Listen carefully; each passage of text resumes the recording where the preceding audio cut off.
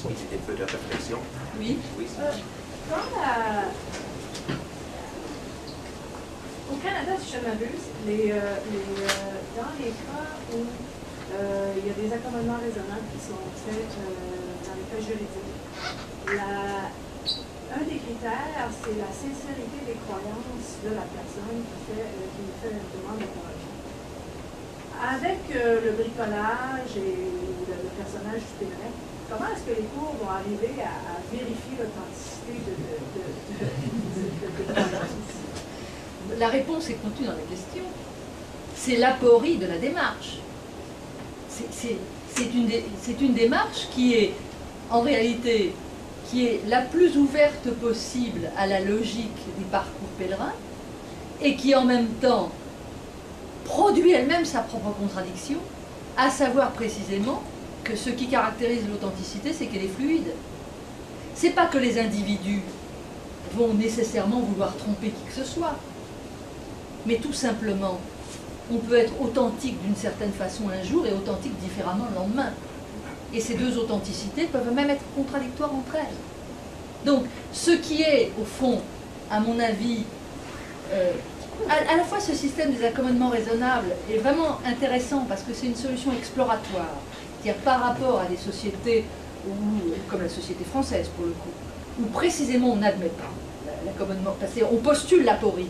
Donc on postule que c'est rigoureux, et puis que de par-dessus le marché, la République n'entre pas dans l'évaluation des authenticités. L'affaire est bâchée. Bon. Là, au contraire, il y a une tentative d'exploration. Mais alors, bon, ça crée des contradictions différentes. Bon, puisque, en même temps, du même coup, ça met l'individu qui revendique sa singularité en porte-à-faux par rapport à la... Bon, c'est le conflit majeur dans la société française aujourd'hui entre ce qu'on peut appeler la démocratie des citoyens, qui sont des individus nus, dépourvus de toute singularité repérable, et qui est le principe même de la République, et la démocratie des identités, qui est la grande revendication de nos sociétés contemporaines, et où il faut faire droit aux singularités. Alors, en France, on n'est pas du tout équipé pour faire droit aux singularités. Ça présente de temps en temps des avantages, notamment d'éviter de produire des apories comme celles que vous venez de dire. Bon, c'est clair cut, hein, pas de burqa, pas de voile, pas de ceci, pas de cela. Bon, c'est violent, mais paradoxalement, alors moi, pour moi c'est quelque chose d'assez mystérieux, ça fonctionne pas si mal quand la régulation juridique intervient. C'est-à-dire que c'est des batailles épouvantables, c'est la guerre civile ou presque, à tous les étages, hein, y compris académiques, autour de ces questions. La loi est votée, le problème se règle arbitralement sur le terrain et on n'en parle plus. Depuis qu'on a voté cette fameuse loi interdisant le voile dans l'espace scolaire, en gros, les conflits du voile ont... Alors, je ne dis pas qu'il n'y en a pas. Simplement, en gros, les proviseurs les règlent à leur façon. Et voilà. Mais tout le monde est content, la loi est passée et la République n'a pas produit ce genre de contradiction. On peut en penser ce qu'on veut. C'est coûteux socialement, coûteux politiquement, mais finalement pas dépourvu d'efficacité. Alors, le Canada a choisi une voie totalement différente, mais qui n'est pas non plus la voie communautariste à l'anglaise, qui est la voie, au fond, d'une véritable prise en compte de la singularité des trajectoires individuelles, avec un problème tout aussi difficile à résoudre, qui est effectivement l'évaluation de l'authenticité. Qui le peut? Quelle est l'instance qui peut dire oui, c'est... C'est-à-dire que l'individu peut être parfaitement de bonne foi en étant authentique un jour d'une façon et authentique de l'autre. Donc autrement dit, on a toutes les chances que cette formule, qui est une formule bien plus pacifiante que la formule à la française, est beaucoup moins dangereuse que la formule communautariste qui peut aboutir au scandale qu'on vient de voir avec l'enseignement de la charia dans 60 écoles en Angleterre. Vous avez vu ça il y a 2 jours, l'affaire en question. Bon, c'est une voie qui cherche au fond quelque chose de raisonnable, mais dont les postulats sont extrêmement fragiles, tout simplement parce que combiner la subjectivité et la loi, c'est quand même extraordinairement casse-gueule, si j'ose me tenir ainsi.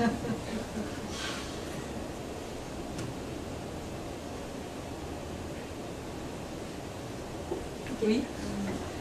j'ai beaucoup aimé votre idée, en fait, la description du converti.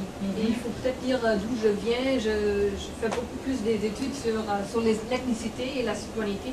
Et ça m'a vraiment rappelé un peu le changement qu'on a vécu ici au Canada, mais je pense dans les discours généralement de la citoyenneté ou de l'appartenance. C'est-à-dire, du coup, le choix devient plus importante et que cette idée, on l'a dit maintenant comme outdated, blood is thicker than water. Et ça marche, et ça me semble un peu la valorisation de choix. L'immigrant qui dit je veux appartenir et je me convertis en Canadien. Ça marche, mais ce que j'en trouve dans mes discours sur la citoyenneté, ça marche autant que ça va bien. Le moment où le système est en crise, du coup, le choix je veux appartenir devient quand même ça un caractère de suspicion. La personne devient, est-ce que vraiment le choix est aussi dur que la personne qui est le hasard de la naissance. Et je voudrais savoir si vous avez observé ça aussi à partir des appartenances ou des collectivités, des identités religieuses, que effectivement le choix est valorisé, autant qu'il n'y a pas de crise, autant que l'autre ne devient pas... autant que ça va bien, mais au moment où il y a des doutes, que du coup on aime mieux de rester sur ceux qui sont devenus membres à partir de hasard, de la naissance, les parents étaient des catholiques. Je ne sais pas s'il y a ce parallèle à faire ou si vous avez... Je pense que oui, certainement on peut le faire. De toute façon, on peut faire beaucoup de rapprochements dans le dispositif d'analyse de la construction des identités entre le mode de construction de l'identité nationale et le mode de construction de l'identité religieuse. Dans ce livre, j'en ai pas parlé ce soir parce que sinon j'aurais parlé 1h30. J'ai pas détaillé au fond la logique au fond de la fabrication interne de l'identité. C'est une fois qu'on a posé le cadre que j'ai dit, comment ça se passe concrètement la fabrication d'une identité.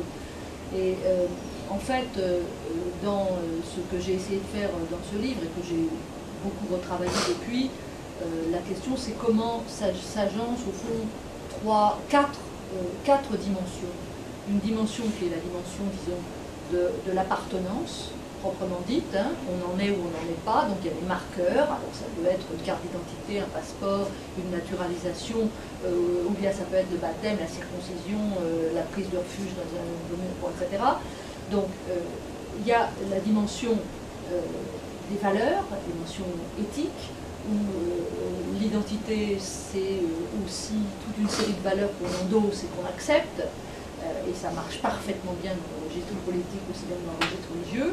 C'est aussi une dimension culturelle, parce que la religion c'est pas seulement des valeurs, un message et de l'appartenance, c'est aussi de la longue durée, de la sédimentation, des manières de vivre, des coutumes, des habitudes alimentaires, etc., qu'on retrouve également les manières de la civilité qui ne sont pas du tout les mêmes dans les différentes sociétés qui se sont constituées dans la très très longue durée et qui généralement d'ailleurs se sont faites à l'interface du religieux et du politique.